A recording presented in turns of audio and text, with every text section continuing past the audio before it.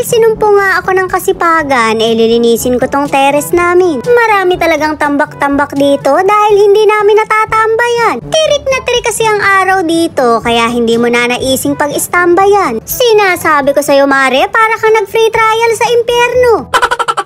Ginawa na nga lang namin sampayan, kaya maraming hanger dito. Ering at may mga bagay-bagay pa na hindi pa rin nilelet go. Umaasa pa rin kasi na may paggagamitan pa pero basura na talaga. Mare, itatapon ko na tong mga plastic. Paki-check na lang mabuti dahil baka nandito yung mga kabanding mo. Napakatyaga mo naman, i-let go mo na rin yan. Madalang lang akong maglinis pero pagka nasimulan ko, sinusulit ko talaga. Kahit nga mga ingrown mo, gusto mo ikut-kutin ko pa. Ayoko rin ng may tao sa paligid ko kapag naglilinis ako. Pakiramdam ko talaga, may abala sa buhay ko. Mandatory siguro talagang magbunganga kapag naglilinis ka. O diba, nagpagod-pagod ka tapos mandadamay ka ng walang kamalay-malay na tao. Mahilig nga akong bumili ng laruan pero wala namang hilig yung bebe ko. Kita mo naman tong isang to, nakakahon pa. Mas trip talaga niyang mag-Roblox at bumili ng mga skin. Maloloka ka na lang talaga kapag nag-notif sa'yo na may binayaran ka. Shoot, Mare, makikik mo na lang talaga sa Apple ID. Makikik mo din siya after dahil sa mahal na mga in-order. Ito nga yung radyong ginagamit ko kapag nanonood ako kay Papa Dudut. Abay, dati ka bang bugok? Baka naman nakikinig.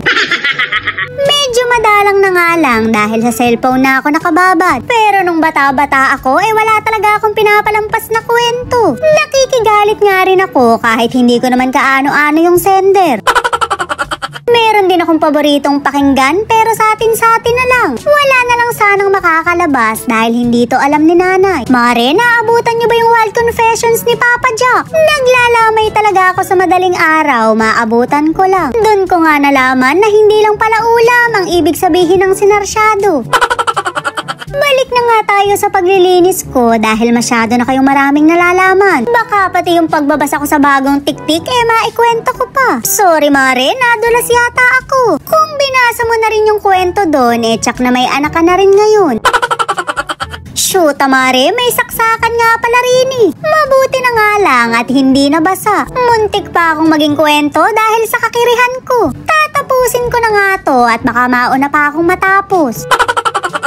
Kung di pa nag-uulan, hindi ko pa malilinis to. Nandito kasi palagi yung araw, kaya hindi kami pumupunta rito. Yung sinag lang pala, Mare, ba't ba bigla akong inangkin yung araw?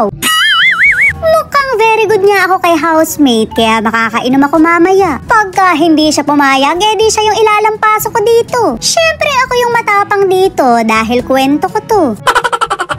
Malinis na, Mare, pwede na akong magpaalam. Pagka hindi siya pumayag, magpapanggap na lang akong manok. Himas-himasin niya ka ako bago ilaban sa derby. Maloloka na lang talaga siya pagkakabod akong tumilao.